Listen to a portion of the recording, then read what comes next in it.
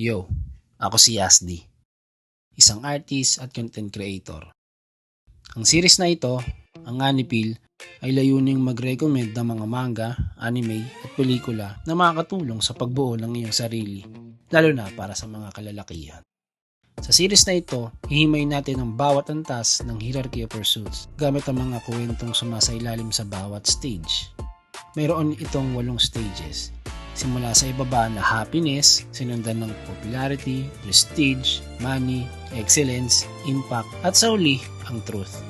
Ngayon, sisimulan natin sa pinakapundasyon, ang pursuit of happiness. Tara, simulan na natin. Pagkatuwaan ng mga karaniwang bagay tulad na lang ng roleplay gamit ang patpat. Sa chapter 6 ng manga o episode 2 ng anime, nakakita si Tadakuni ng isang patpat o pirasong kahoy sa daan at agad nang ginawa itong isang imaginary sword sa pagtatangka ni Hidinori na hampasin siya ng payong bilang isang imaginary sword rin. Habang may kasamang mga sound effects at pag-slash na parabang nasa gitna sila ng matinding fantasy battle. Bakit ito mahalaga? Ipinapakita ng eksenang ito na ang mga ordinaryong bagay ay pwedeng maging sanhi ng isang saya kapag ginamitan ng imahinasyon. Minsan na nakakabagot na paglalakad ng sama-sama ay nagiging sandali ng tawanan at pagbabahagi ng mga kung ano-anong bagay. Hindi kailangan ng anumang external stimulus, mindset lang nila sapat na. Kagaya ng mga nakakatawang tunog, pangingiliti, mabahong amoy o pangit na panlasa. Ang kaligayahan ay nagsisimula sa kung ano ang kinalalagyan mo ngayon, sa pamamagitan ng positibong pagtingin ng kahulugan sa mga bagay na inaakala ng iba ay wala lang. Ito ang tinatawag na happiness bilang isang active pursuit. Ang pang-araw-araw na buhay ay maaaring maging nakakaaliw kung ikaw mismo ang magdadala ng saya rito, sa halip na maghintay lang na may mangyaring masaya. Kasiyahan sa mga kalokohan, breakfast chaos. Isa sa mga unang tumatak na eksena ay yung intro ng episode 1 na kung saan nagpapakita kita Dakuni na nagmamadaling pumasok sa eskwelahan habang kinakain ng almusal niyang tinapay. Siya ay tumatakbo at nakasabayan niya sina Yoshitake habang inaalmusal yung tira nilang curry at si Denori naman ay nag-aalmusal ng ramen habang sila ay tumatakbo papuntang eskwelahan ng casual lang. Bakit ito mahalaga? Mga sitwasyong karaniwang nakaka-stress tulad na lang ng pagkahuli sa klase ay nagiging magaan dahil niyayakap o tinatanggap ito ng mga karakter. Ang kanilang mga kalokohan ang nagpapabago sa senaryo. Imbis na sa pagmamadaling puno ng kaba ay nagiging pagmamadaling puno ng saya. Ipinapakita nito na ang pananaw o attitude ay kayang gawing kasiyahan ang anumang discomfort o hirap. Ang kaligayahan ay hindi lamang tungkol sa comfort.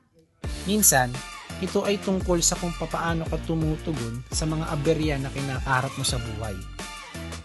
Ang pagiging masaya sa ilalim ng mga nakakatawa at awkward na senaryo ay nagpapatibay sa iyong kakayahang makahanap ng saya sa iyong buhay.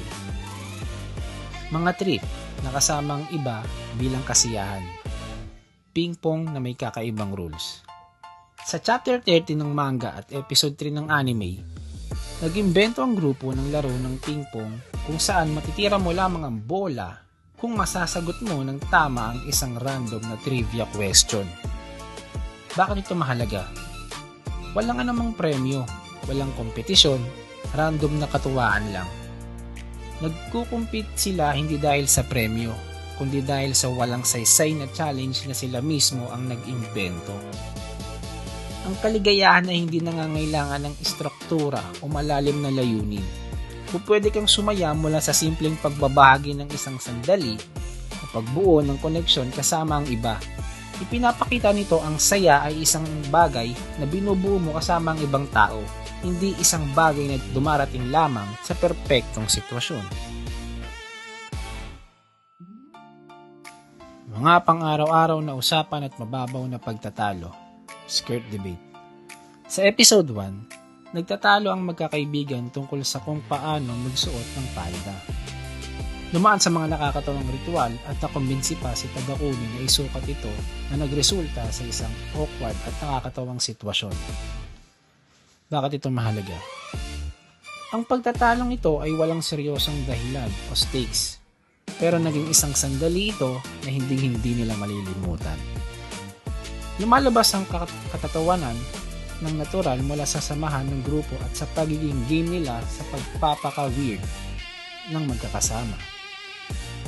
Ang kaligayahan ay nagmula sa pagiging bukas sa mga kakaibang trip na pinagsaluhan o shared weirdness, hindi sa pagiging cool o porma sa harap ng iba. Pagharap sa social awkwardness, trying to help in the train. Sa episode 3, may nakitang babae si Hidenori sa loob ng tren na may buhok sa nunal banda sa may batok. Sinubukan niyang sabihin ito sa babae kahit na sobrang nahiya siya. Nang tumawang babae at may pasalamat sa kanya, napagtanto niya na ang kaba niya ay bahagi rin pala ng saya. Bakit ito mahalaga? Isa ito sa mga bihirang sandali sa kwento na medyo seryoso, pero naging masaya pa rin ang kinalabasan nito. Pinapakita nito ang genuine at pakikipag-ugnayan sa kapwa, hindi lang sa pagpapatawa para lang sa katuwaan. Ang kaligayahan ay tungkol din sa pagkakaroon ng lakas ng loob na lumapit at ibahagi ang ating mga saloobin, kahit na hindi ka sigurado sa mangyayari at sa kanilang mga iisipin. Isa itong mahalagang hakbang mula sa pagtingin sa saya bilang katuwaan lang patungo sa pagtingin dito bilang isang mahalagang koneksyon. Tawanan sa gitna ng pagiging vulnerable. Career Day Nonsense. Episode 7, Career Day. Nagbigay ang mga estudyante ng mga sagot sa talagang absurd o walang saysay gaya ng ayaw kong maging abogado. Dahil dito, ang dapat sana ay seryosong karanasan ay naging sanhi ng nakakatawang pangyayari. Bakit ito mahalaga? Ang isang sitwasyon na maaari sanang maging boring at puno ng pressure ay naging masaya dahil sa paraan kung paano nila piniling paglaruan ito. Ang mga pressure sa araw-araw gaya ng tanong na ano kayang gagawin ko sa hinaharap ay nababawasan o nade-diffuse sa pamamagitan ng pakikipagkatuwaan sa ibang tao. Hindi mo kailangang seryosohin ng sobrang mga ekspektasyon sa buhay hanggang sa punto na isinasakripisyo mo namin yung mga kaligayahan. Ang pagpili na maging masayahin o maglaro sa mga seryosong sandali ay nagpapakita na ang saya ay isang uri ng adaptive thinking.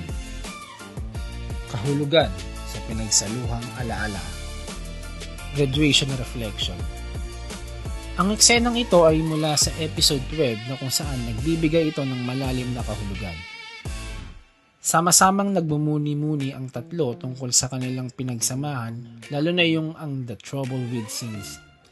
Yung kay Hidenori at dun sa babae, sa may tabing ilog ay puno pala ng katatawanan, habang sila ay gumagraduate. Bakit ito mahalaga?